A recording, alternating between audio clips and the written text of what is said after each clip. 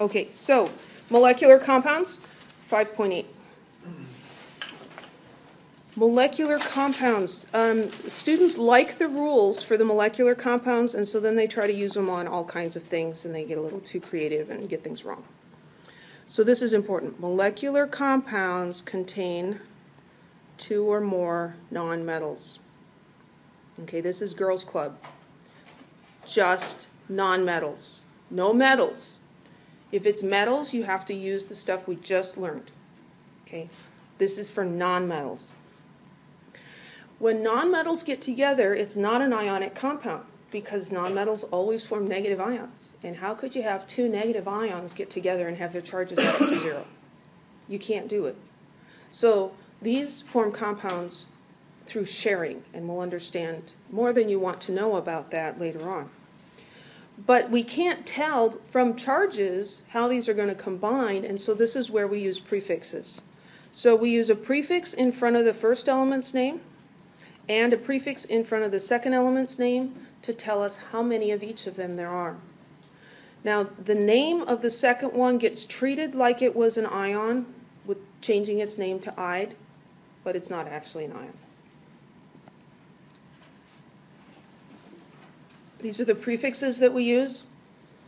Some of them are familiar from everyday life. Mono is 1, di is 2, tri is 3.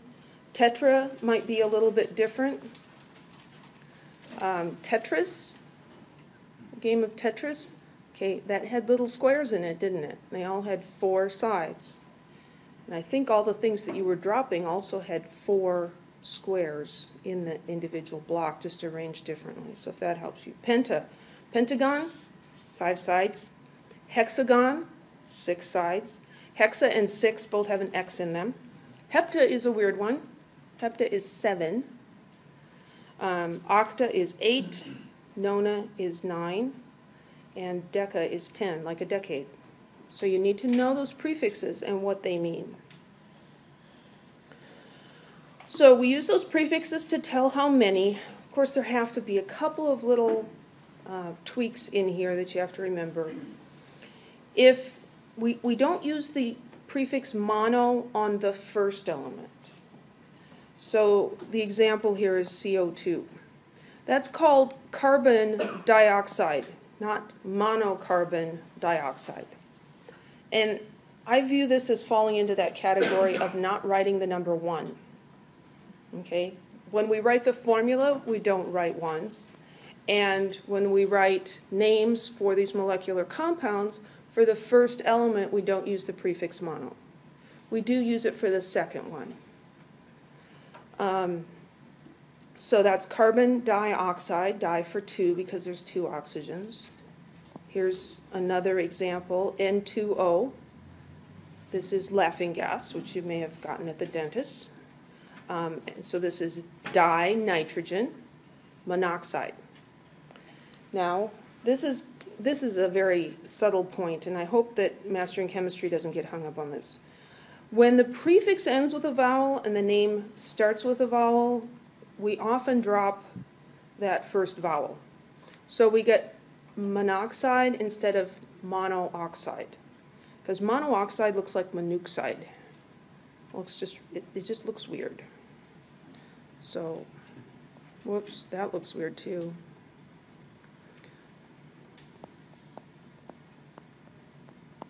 Doesn't that look weird? Monoxide. Yeah, so we get rid of that one.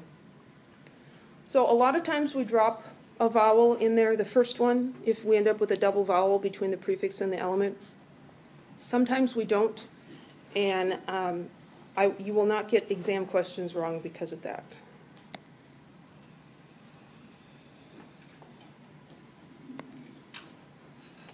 Okay, so there should be a few more examples in there, so we will make more examples.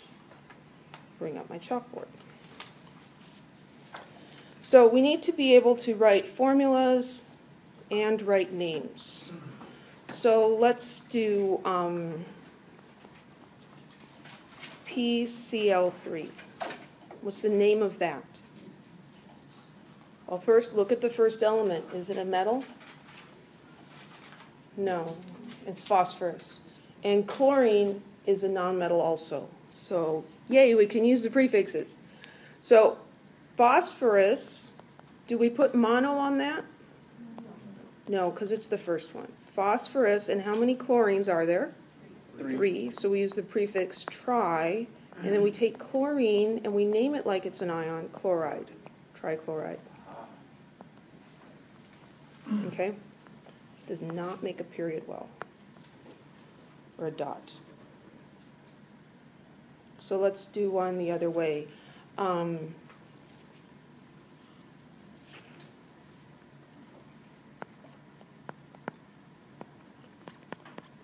If the name was, good grief,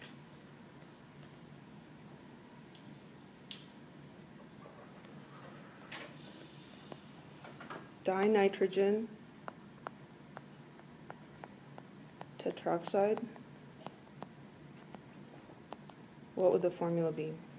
N2O4? N2O4. Dinitrogen, 2 nitrogens, tetroxide, or tetroxide, 4 oxygens, O4. Students like this sort of naming because it's easier, right? Don't get carried away, though. You can't use it with ionic compounds.